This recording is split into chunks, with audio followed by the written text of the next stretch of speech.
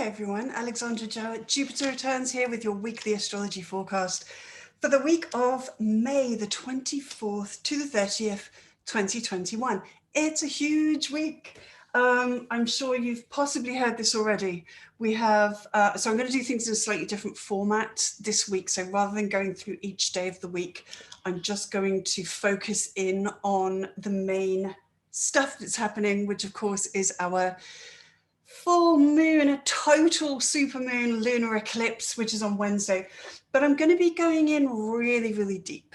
I'm going to be going into all of the ingredients that make up this situation, this astrological situation that we're going to all be moving through.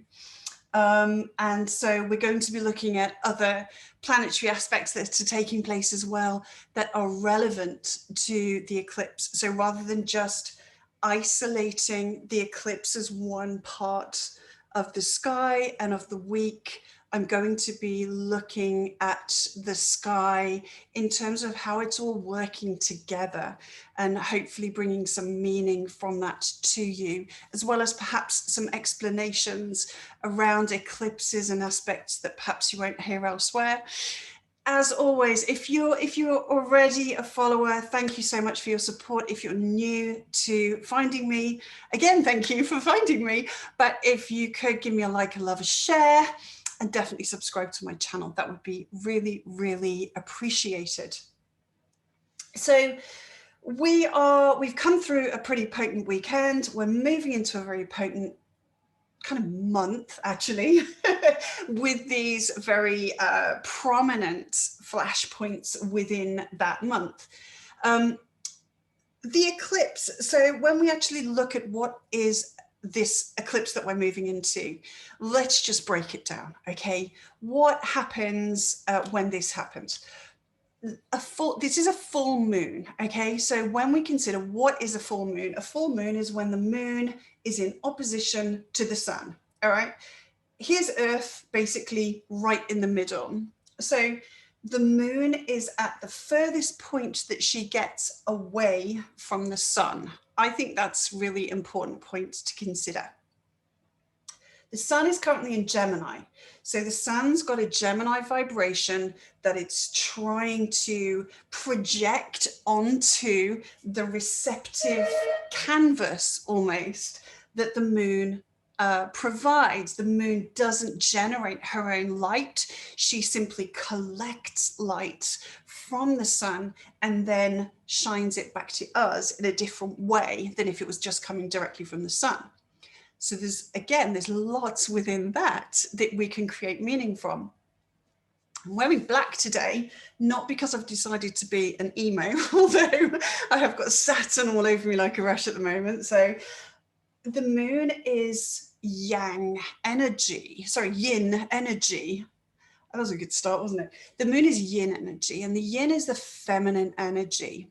What is femininity is receptivity. Okay, it's what absorbs. And we know that dark colored things, black surfaces, they soak up the heat of the sun and store it in a way. They hold on to something, they receive it really well. Yang energy, the masculine energy, that's more about expression, right? So that's more the sun. That's more, I'm going to emit light out. I'm going to reflect light out. So that's white, okay? A white surface will just bounce things off away from itself. It doesn't want to take anything in, all right? So here again are some more pieces of really relevant information. This is a yin process. This is a feminine process, and it's a process of receiving, all right? What we're receiving then is what we're moving into essentially is a culmination point. It's a fruition point. That's all it is, okay? So it's saying that whatever house Sagittarius occupies in your chart, this is saying that matters in that part of your life are coming to a culmination point. So there's two ways that can play out. When we've been consciously engaged in the process, this is more to do with the sun. this is where things can come to a fruition, where we've been putting loads of effort in, we've been putting loads of will, we've been really working towards something, and now it's like, oh, okay, the rewards are coming into bearing fruits. All right.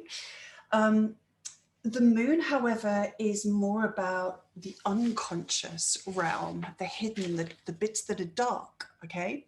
So this is where there might be issues where we haven't been fully conscious, issues that have been a little bit less obvious to be able to engage with, or indeed something that we have tried to put into the darkness that we don't want to engage with it, don't want to deal with it.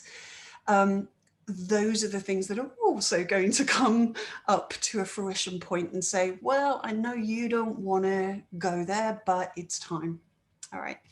Fate, destiny, karma, a source higher than ourselves, the grand plan, the divine purpose of your life at these times is intervening, and it's saying what you want, your conscious will, and how you react with life, okay, unconsciously, based on what you've received from your life, from, and especially your early life, your upbringing, your family of origin, your process of being parented. This is kind of the software program that we're all running. You know, that's kind of like just ticking along in the background, and it's these two points are being influenced so much more heavily during an eclipse by fate, by something outside of ourselves that's saying, do you know what, that's not meant for you anymore, or more of that's meant for you. And so it's a point in time where divinity, where source, where fate, where destiny takes over. All right. So it's a time to be humble. I would really recommend that. It's not a time to engage as though you have some control over how this is going to play out, or even, I think, to attempt to. So that's why I don't really recommend, that's one of the reasons why I don't really recommend we get involved in spells and magic and ceremonies and things like that around eclipses. This really is a time for us to be in awe, to recognize the power of fate and destiny in our lives by just being humble, being understanding how small that we can be, and just being shown something. All right. Which essentially is what the full moon is all about, right? It's this big moment of, here, this is what you need to be doing. This is where you need to be going. A culmination point that we, you know, if it's falling exactly on a planet or a point or an angle in your chart, it's going to be impossible to ignore, essentially. And that's the point. The universe is saying, I don't want you to ignore this. I need you to engage with this. And whether you want to or not, it's kind of, that's tough in a way, because this is what's destined for you. This is what's actually going to move you in the right direction in terms of what your soul is here to do in this particular incarnation. So it's a full moon, but it's a full moon that's got this extra quality of fate involved in it. And it's that bit more powerful. It's very, very powerful. Add into that the fact that it's a total eclipse. So not all eclipses have the same amount of effect. The amount of coverage. So essentially what's happening is the sun's shining away, and the moon is moving along here, right? Coming from Scorpio through Sag and into Capricorn. And what's happening is the earth is getting in the way of the moon receiving the light of the sun. So the shadow of the earth is going to move across the surface of the moon. So for this period of time during the eclipse, the moon's ability to reflect the sun's light to us will be hampered. And that's why it takes this sort of orangey, browny, red kind of tone to it. It's our shadow. So it's not plunged into complete darkness, except at the moment of totality. So sometimes you have an eclipse where that shadow just kind of nicks the corner of the moon, a partial eclipse, and then the proportion to which it covers the moon is how much totality it has, essentially. So this is total. This is like going to completely cover the entire surface of the moon. That makes it that bit more powerful as well. So it's a very, very powerful eclipse. It's a full moon culmination point that's desperately trying to bring something to our attention so that we can realign ourselves with the grand plan of what we're all here to do. That would be the kind of the background energy to approach the eclipse from. Another thing I really want to emphasize here is that the full moon is the halfway point of the lunar cycle. The lunar cycle starts with the new moon when the moon and sun are conjunct. It takes 14 days to come to the full moon point. That's the halfway point, okay? We can consider that first half to be the yang aspect, that masculine, expressive, let's go out there and make something happen. It's when the moon is growing. She's getting bigger and bigger and bigger and bigger and bigger until she's at her fullest, all right? So that first half of the cycle is very expressive, very making something happen outside of the self. It's the masculine yang principle. From this point, this halfway point of the cycle, I'm going to keep emphasizing this, we move into the yin feminine qualities of her cycle. All right, so she's then shrinking. So I'm going to turn her around. So she's a lefty then, and she's getting smaller and smaller and smaller and smaller and smaller until she comes back to the sun in 14 days' time, and we have another eclipse. Then we will have our new moon eclipse in Gemini. So I'm hearing a lot out there of other ways that people work with the moon cycle. And a lot of that involves this idea of endings and releasing things. And to me, and you must think and come to your own conclusions, whatever is right for you is right for you.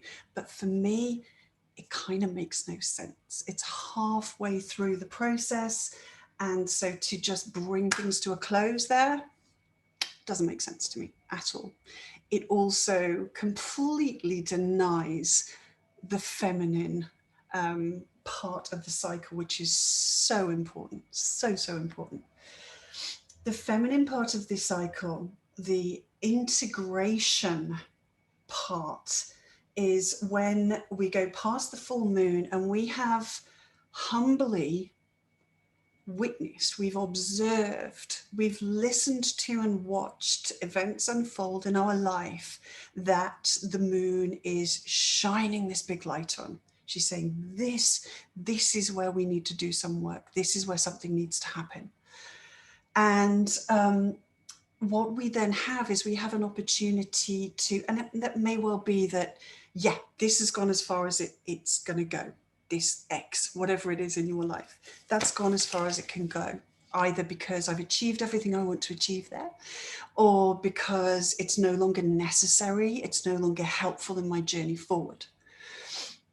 To then just release it, to burn it off, to let it go, to do whatever, is kind of, to me, encouraging throwing the baby out with the bathwater, because whatever is showing up there is a really important and big deal. This isn't minor, unimportant stuff in your life.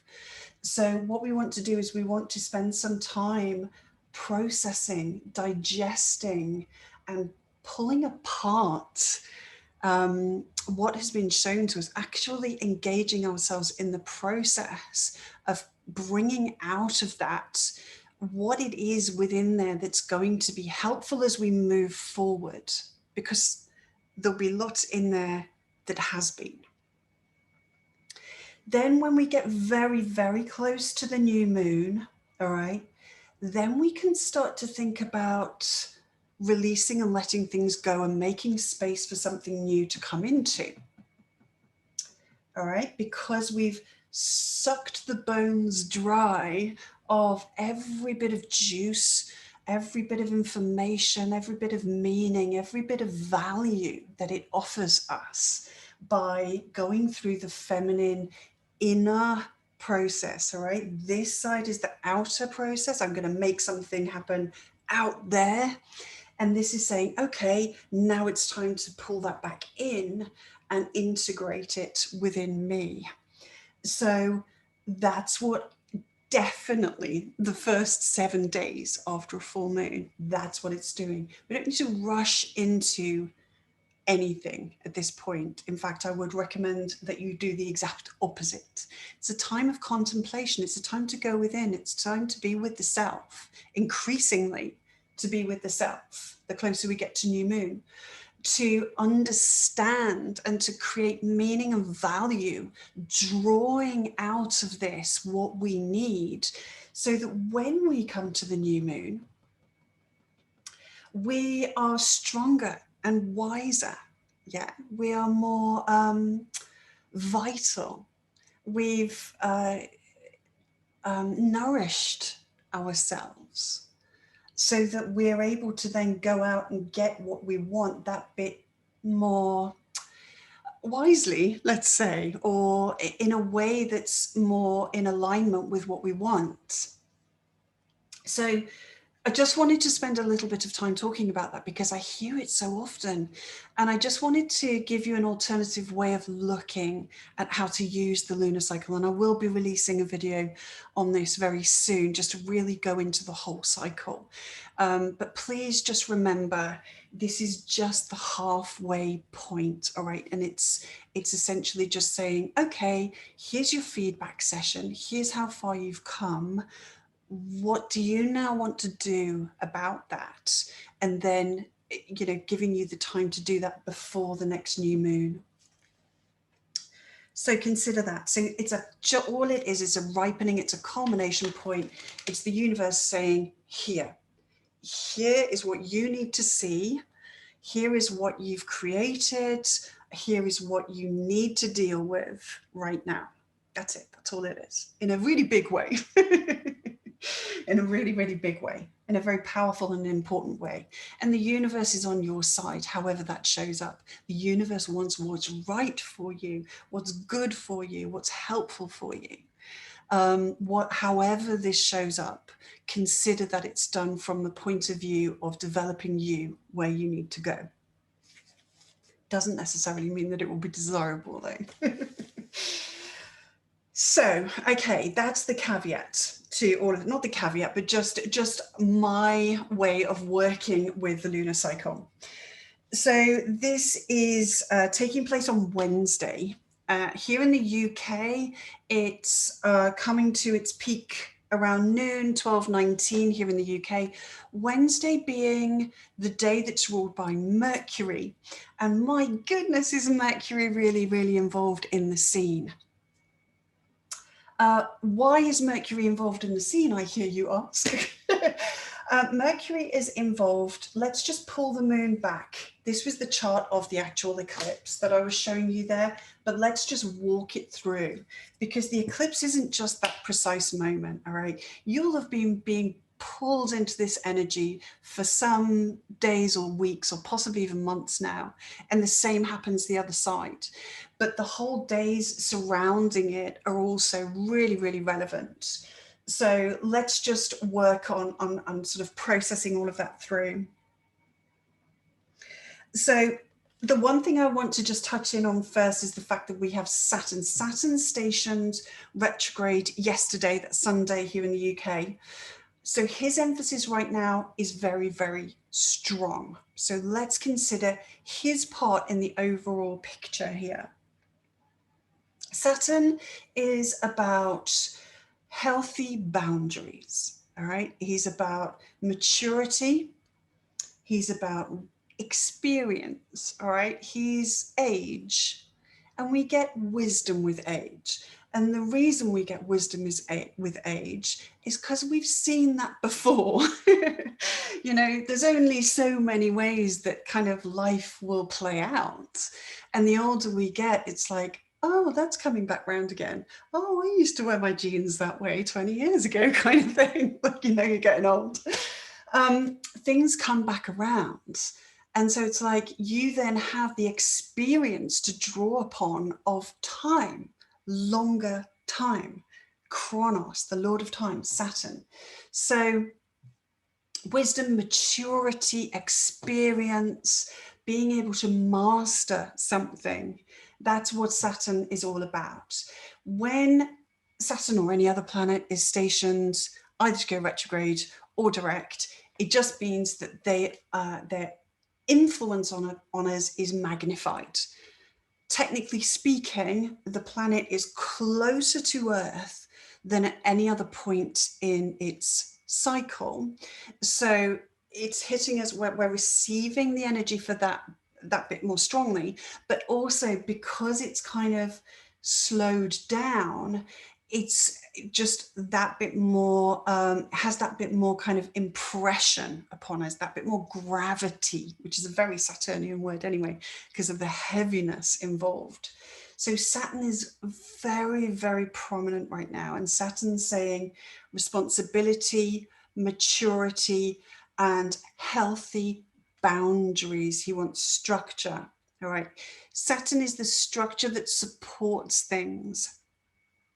So where we need support in life because certain aspects of our life are a little bit wild, a little bit chaotic, a little bit untamed, a little bit fluid, changeable, you know, all of these things, then Saturn gives us this real strong container that kind of puts its arms around that stuff and says, go on, then go for it. Because I've got you, right? I've got you. And we need that.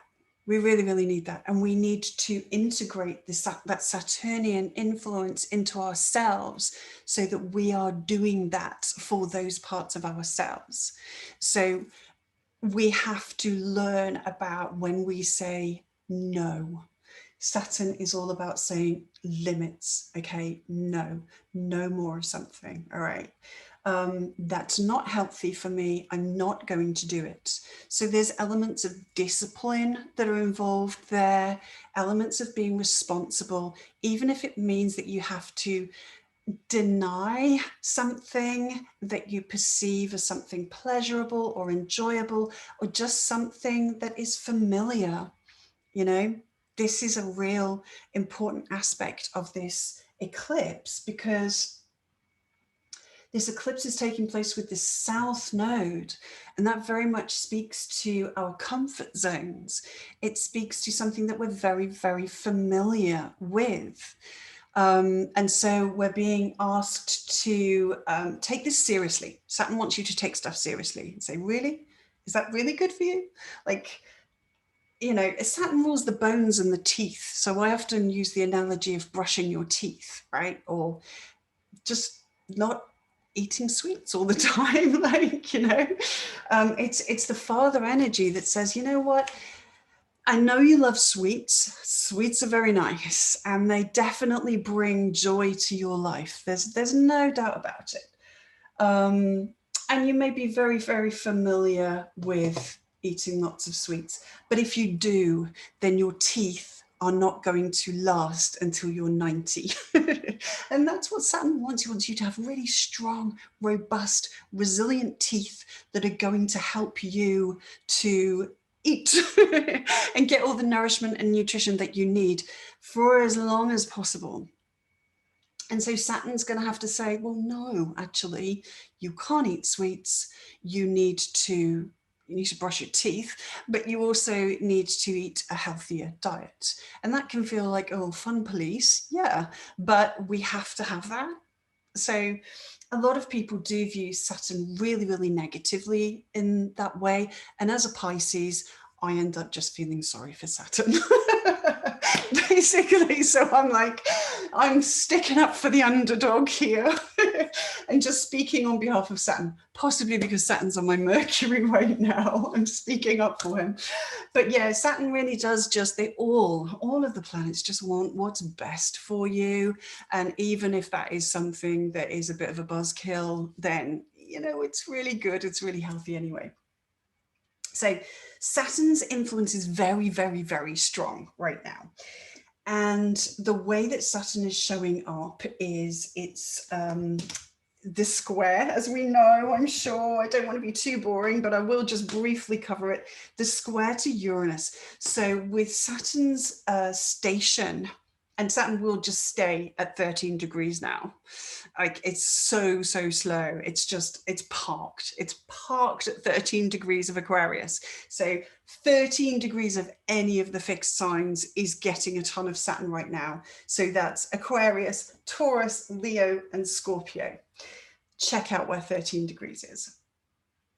What's happening is Uranus is at 11 degrees right now and working its way towards 13 degrees. So Saturn's basically just sitting there waiting for Uranus to come along. They've already had this meeting once already, back in January, and they're now coming back to alter things slightly. So this is the influence of progress, the influence of freedom, the influence of independence, of change, of doing things differently, of wanting to be inventive, you know, and shift us out of the place that we already are. So Uranus very much upsets the apple cart because that's its job. Saturn, on the other hand, says, whoa there, you know, we've gained a lot from the apple cart being just how it is. Thank you very much. So it can resist the change that's trying to come in. And essentially what they're trying to do through this conflict is to find a compromise between them. And that's going to involve pulling out the healthiest aspects that they can offer, rather than just going one side or the other. So no, you can't do anything. Absolute restrictions. Be in fear. Saturn is fear. There's this big, heavy, black kind of death energy sometimes with Saturn.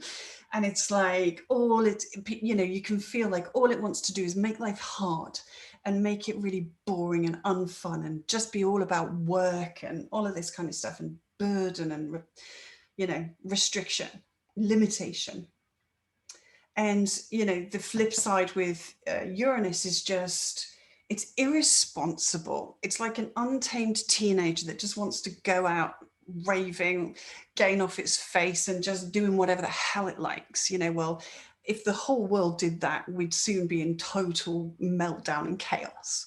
So we're trying to avoid those extremes of just anarchy and, you know, total repression. We're trying to come to the compromise point. So they meet again for the second time on June the 14th. So between now and then, and this is very much an important part of the sky for the eclipse that we've got to take into consideration, is that this is brewing in the background. So, you know, make it personal to you. Where are you trying to bring out the best of the Saturn energy, of what you know, what's tried and tested, you know, what's stood you in good stead, even if that does mean, you know, not so much fun. And then, but where can you still embrace change, embrace the desire to want to do something differently? Because life is growth. As soon as you stop growing, you stop living. There's no life where there isn't growth. And, you know, if we just do the Saturn thing and we just stay with what we've already done, we stagnate, we get moldy and, you know, we get moldy and stale and icky. It's not healthy. So we've got to bring some vibration of change in. We can't stay the same. The only constant is change. Saturn, Uranus. So what's asking to be changed? What's asking for you to do things in a way that you've never done them before, to really revolutionize something, even if that means taking a bit of a risk. You know, life is taking a risk and pushing your boundaries into a place where you perhaps wouldn't have considered in the past. All right. So that's one part of the backdrop that we've got going on.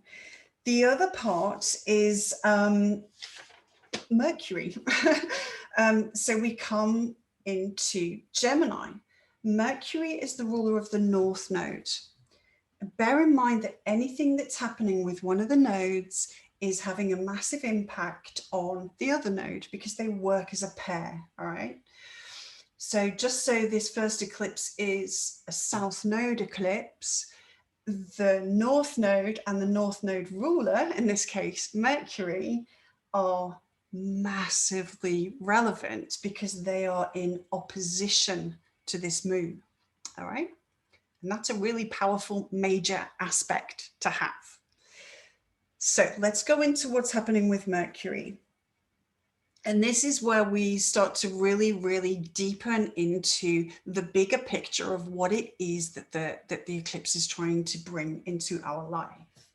Okay, so Mercury is stationing retrograde as well.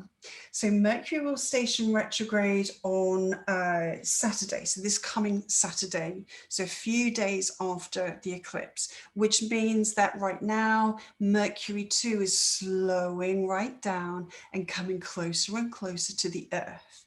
So his influence, just like Saturn's, is getting more and more and more powerful. This is going to take place at 24 degrees of Gemini. So find where that is in your chart. What are the themes there? What is the house that it rules? What are the planets that are going to be involved? And that, again, that applies not just to the sign it's in, but the other mutable signs, which are Sagittarius, obviously, in opposition, Virgo, and Pisces.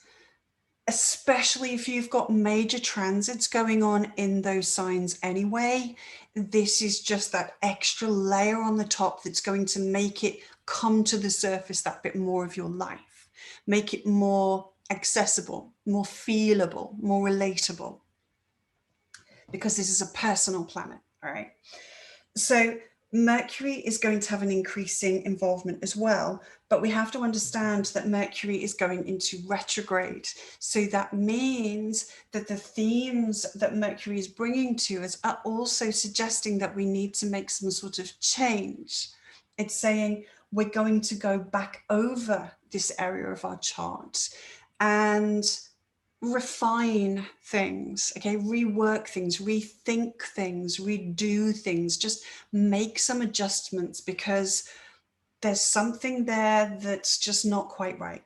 It needs a little bit of refinement. The issue with this Mercury, and it's going to be a really, really powerful Mercury retrograde, and let's not forget that the new moon eclipse that we have coming up in 2 weeks' time, or 2 weeks after this particular eclipse, that will be alongside Mercury. Okay, so really start to engage with the process right now, or understand the involvement in the whole thing. So he's going to station on Saturday in between the two eclipses. And the major aspect that's going to be unfolding throughout the Mercury retrograde is this square aspect that Mercury is going to be making to Neptune in a mutable sign, all right, at 22 degrees. So I would say pretty much anything from like, even like 17 degrees of the mutable signs to 29.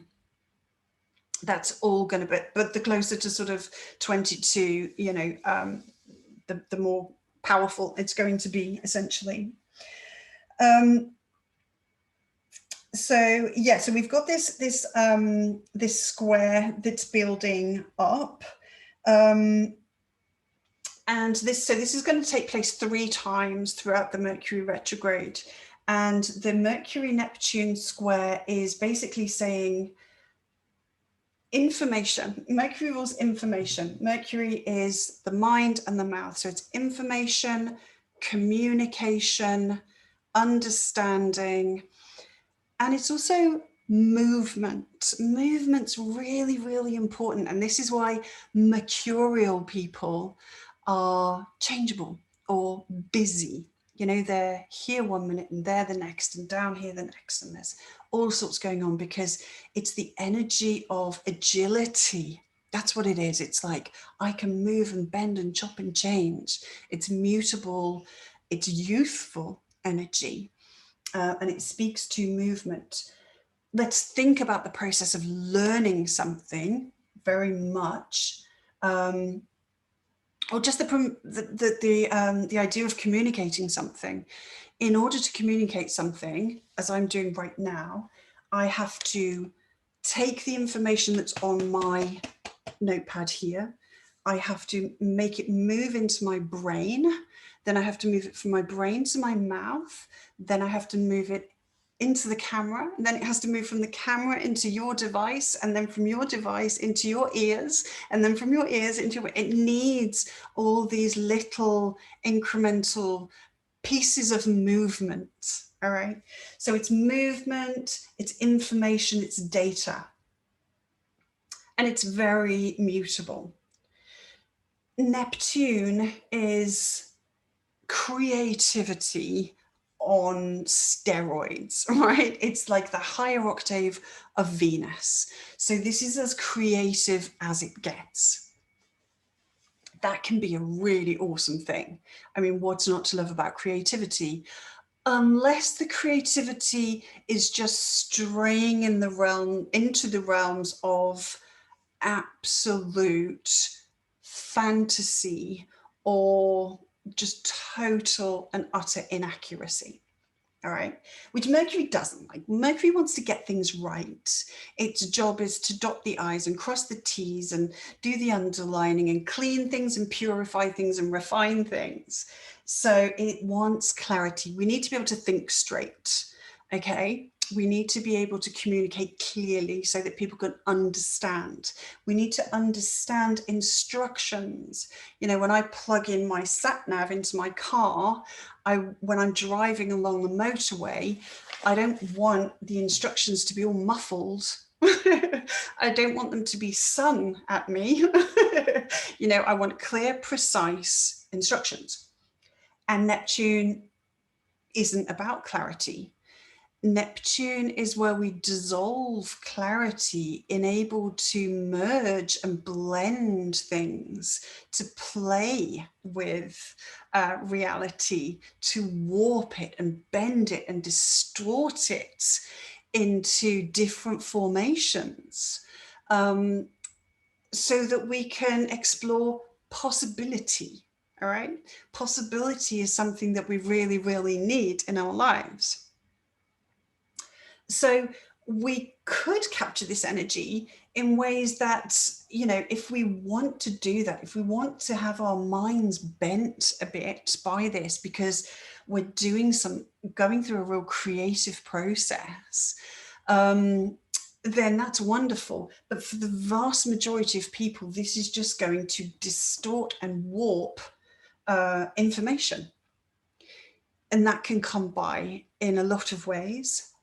It can be sometimes, unfortunately, I'm sad to say, people will do this intentionally.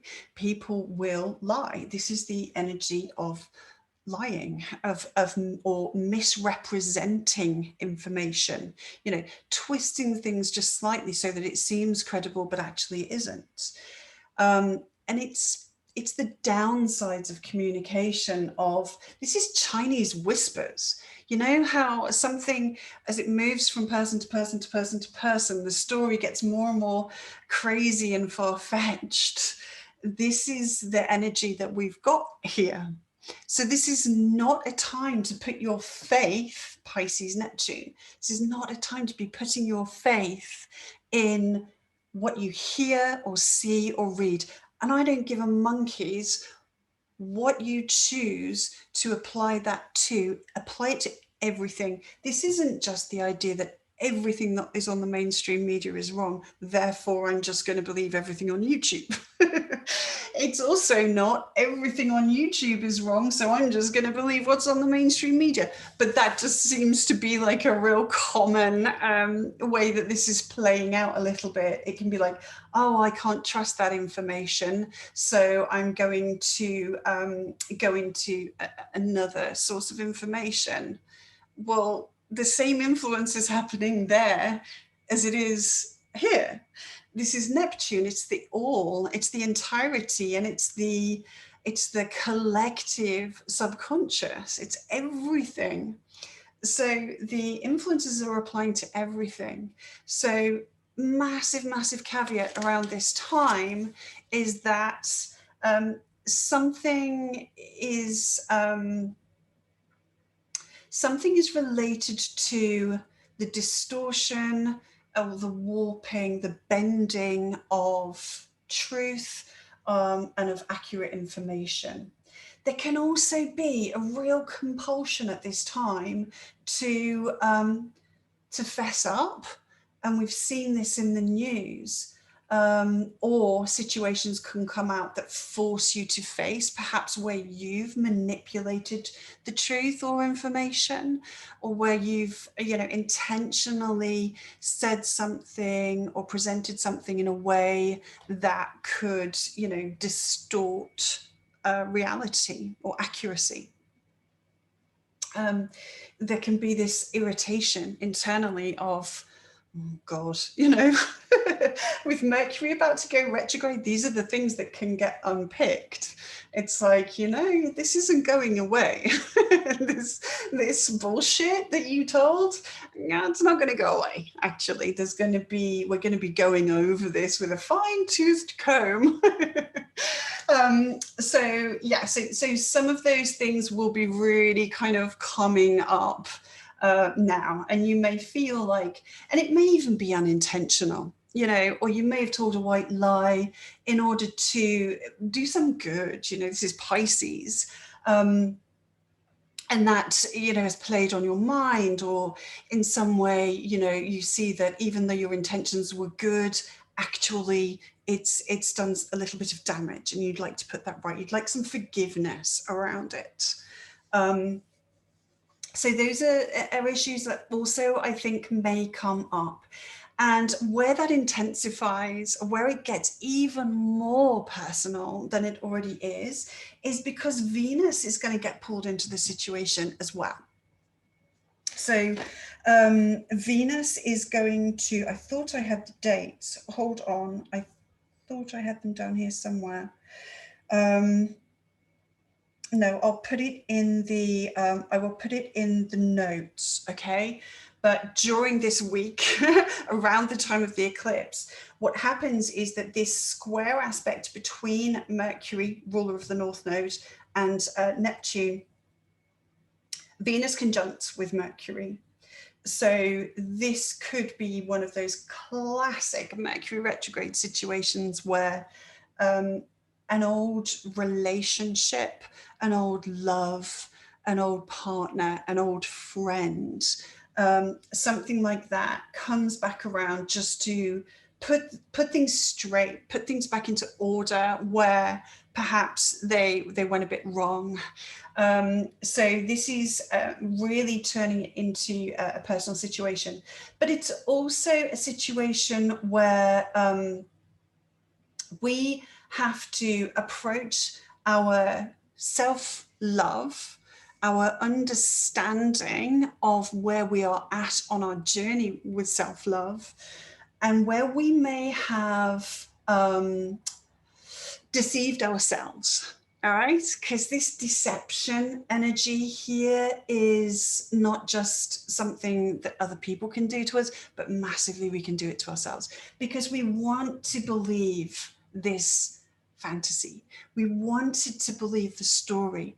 We wanted to believe that this is possible, and we confused possibility with reality. Okay, especially in matters of heart, in matters of self-worth, self-esteem.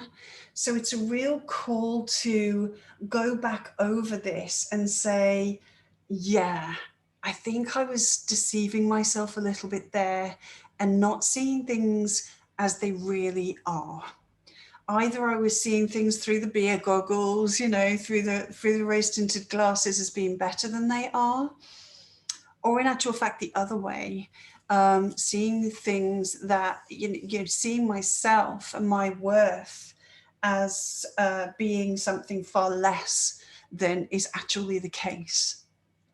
So have a think about those things as well, especially in the context of where the eclipses are taking place in your chart, all right? Because this is where we get the new moon, the new start point where we set those new intentions 2 weeks after the current eclipse. So engaging with this process now, okay, and understanding, you know, what's showing up now as we are moving through this process of sucking the bones dry and really integrating the lessons and the information that is helpful to us first, so that we can then release what isn't as we approach the new moon. All right. This is why I'm giving you the heads up now. So that I will put in the comments below, and sorry for not having that information ready. It's probably because of the Mercury Neptune square. I thought I had this written down, but actually I don't. I hoped I had. I had faith in myself that I'd put the information down. I bloody well hadn't. So there you go. But I love myself anyway. And I hope that my broadcast still has value to you. And I'll put it in the comments, in the notes, something like that, I promise. So that's really important information to have in the background process. It's going to become that bit more relevant after the eclipse. So basically the eclipse takes place on Wednesday, all right, where we have this opposition taking place, all right? And that's at 5 degrees of Sagittarius. So 5 degrees of all the mutable signs. See, these are Mercury Neptune as well. They're foggy, they're absolutely filthy. There's no point in putting them on. So I'm just gonna ditch them. So this is 5 degrees of Sagittarius. But again, although that's the very specific point, it's a process. It's not just this. Don't expect that something specific is going to happen at 12 o'clock on Wednesday at exactly the point that this goes exact. That's just the peak moment of the influence of these planets. But it's very, very, very, very relevant in the surrounding times. And I don't think this gets enough coverage either. So I'm going to be Pisces again and feel sorry for the neglected parts of Sagittarius. So lunation takes place at 5 degrees of Sagittarius. But what really captures my mind is that as we move on into Thursday, the moon is then moving her way through Sagittarius, approaching the galactic center, which is quite interesting.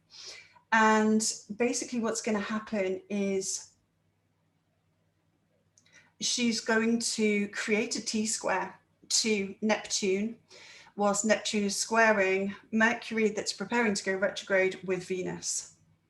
And this is actually the last aspect that the moon will make before she then turns void of course. So void, when the moon is void of course, essentially what that means is that she won't be making any aspects to any other planets before she moves into the new sign, in this case Capricorn. So it's almost like that's the point at which the work that she's been doing in that sign is now done, but it also signifies kind of the outcome in a way, or like a more powerful impression, really, that she's taking forward with her. So it really is this Mercury square Neptune stuff.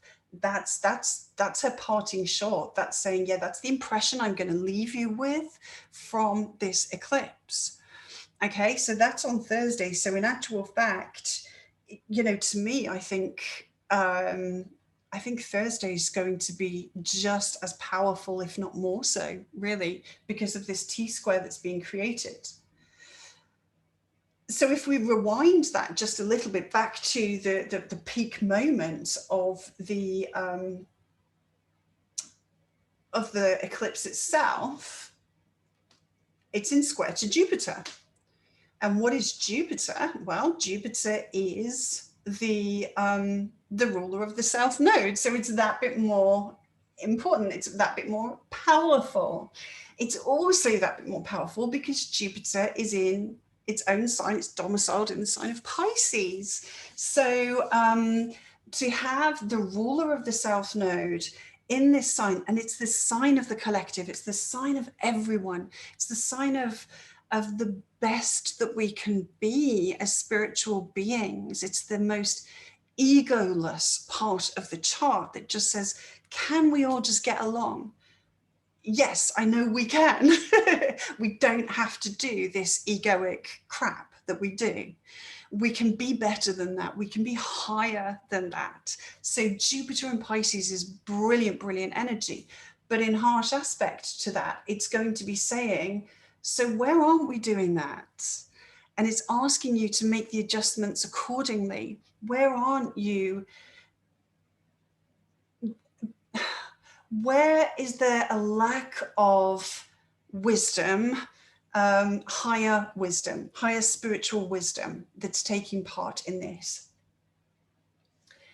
The South Node, Sagittarius, Jupiter, you know, these are all influences that talk to lived experience. All right. The South Node is what we've done. Sagittarius is where we've gone out into the world and explored for ourselves. All right. Gemini is where we read something. Okay, well, this says that the weather today is going to be raining. Okay, that's Gemini. It's information.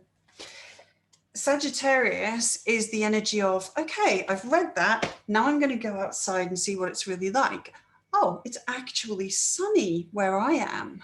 So that's different from this information that I've just read.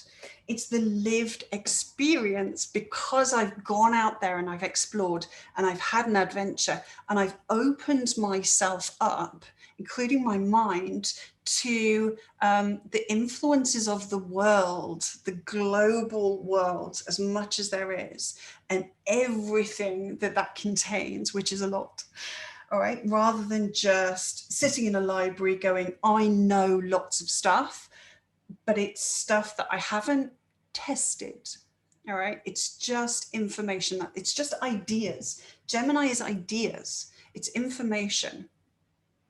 But Sagittarius is, okay, let me go and do an experiment to put this to the test to see what that means for me. It's subjective. It's what's my truth from this? What's my philosophy? What's the meaning that I create for me that could be entirely different from somebody else's truth or philosophy or their approach or their ethics to life or their beliefs on life? If someone else has read the same weather forecast and they've gone outside half a mile up the road and it is raining, then they're going to say, well, yeah, this information for me was accurate and correct. And therefore my meaning structure is that the weather forecast is an accurate thing that I can rely upon.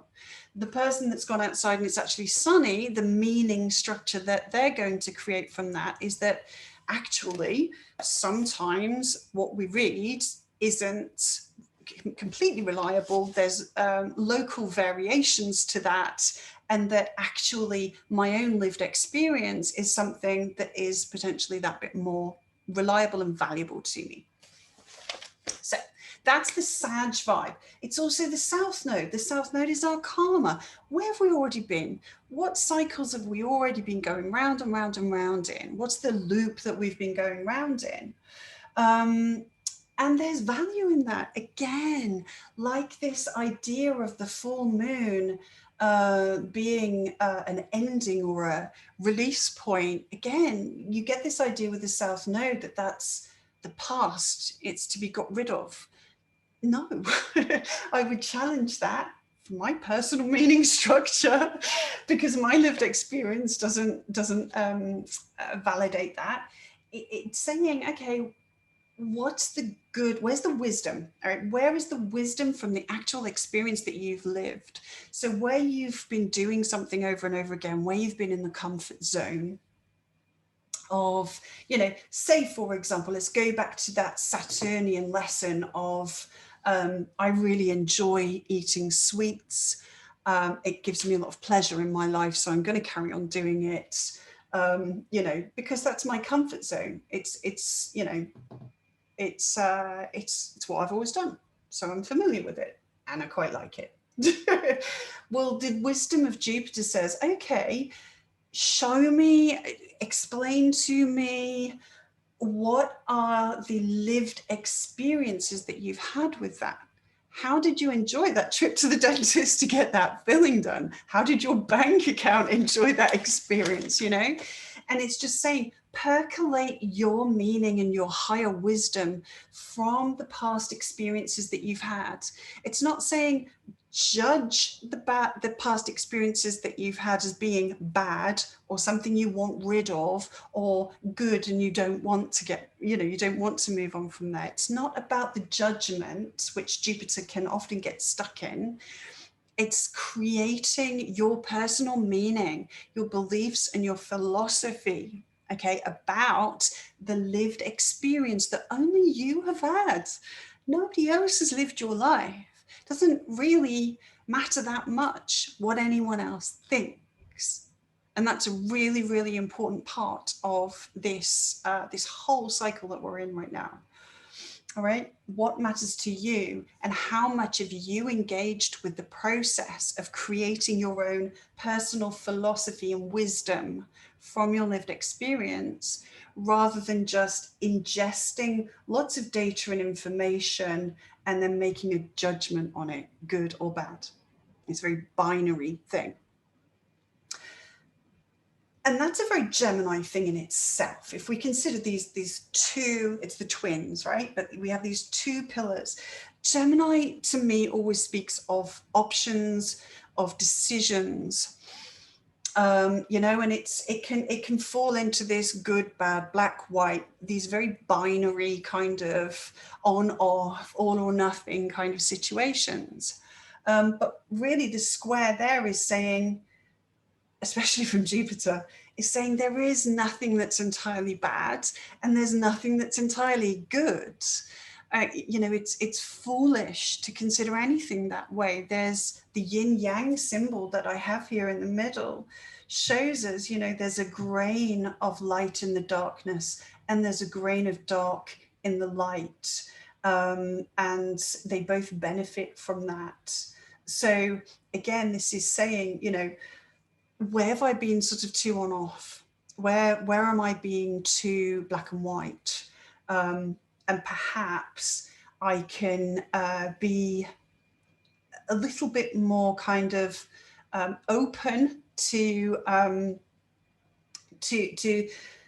the fact that there is something within everything, as long as I am discerning, because it's Gemini, it's Mercury energy. So it's better to read 5 different weather forecasts, okay, before I go outside. That's, you know, I might then see that, oh, well, this one says it's going to rain. This one says sort of rain on and off, You know, this one says rain, but it gives me the specific times. You know, that kind of thing. It's like looking at a broader range rather than just saying the weather forecast says this and it's this. You know, there's that binary stuff. It's just opening ourselves up. But equally, it's where we perhaps, because of the square, this can be, where have I been too open? You know, Jupiter with Neptune, understanding how this is playing out right now is going to really stand you in good stead for next year, because one thing that we're going to move into next year is once Jupiter has retrograded back into Aquarius, which it's going to do, it's going to come forward and then ingress Pisces again and stay there. And that means that it's going to progress through Pisces and actually meet up with Neptune. This is the two rulers of Pisces, modern day and traditional. And this is going to be a major part of what goes down next year. All right. So engaging with these two, and this is something that these eclipses are really making us do, is going to stand us in good stead. So even if it's just observing your current sort of belief system, your current wisdom, your current truth. Have I possibly been too unboundaried and too open? Because Jupiter is very generous. And Neptune is very forgiving. And it's like saying, yeah, I've been a bit gullible, a bit naive, you know, and we're going to get some wake-up calls on that, you know. Have I just been so adamant that, you know, black, white, what have you, actually that wasn't such a great idea. It's not about sitting on the fence, because, you know, although that's not inherently a bad thing, but it's just about saying, I can be humble enough to be open to all possibilities, all, not just the ones I like, not just the ones that I feel an affinity with, not just the ones that my brain is trying to create a confirmation bias to kind of shore up my ego about being right about something. It's not about all of that stuff. It's just saying, my MO is to grow, to become a wiser, more spiritual person that is for the good of all. Jupiter and Pisces. How can I bring the wisdom that I've gained in life for the benefit of everybody in the world? Okay, and that means considering everything, but applying a filter to it. And so we're getting our filter right. And that's going to involve being shown where our filter has been a little bit off kilter, where we haven't got it quite right. And that's great. That's fine. You know, don't judge that. We need to be, and we are growing, we're evolving beings. So our beliefs and everything's changing all the time. So yeah, I think that's pretty much what I wanted to cover. There's a much, much bigger picture going on here than you might have been aware of. It's not just this singular focus on 5 degrees of Sagittarius. It's an eclipse. It's a big one. Let things go. Because I've just seen too much of that. And I just wanted to look at the bigger picture. Jupiter is right on my sun right now. So trust me, I'm trying to give you the bigger picture. It doesn't get much bigger than Jupiter. So I hope I've accomplished that. If I have, if this has been of use to you, please give me a like, a love, a share, subscribe to my channel, have an incredible eclipse. However it shows up for you, understand, engage with it from the point of view as that it's just trying to shape your destiny for your good. That's all it's wanting to do, and engage with the process as best as you can. So have a beautiful week, and I will be back next Monday to share a little bit more with you. Until then, lots of love. Bye for now.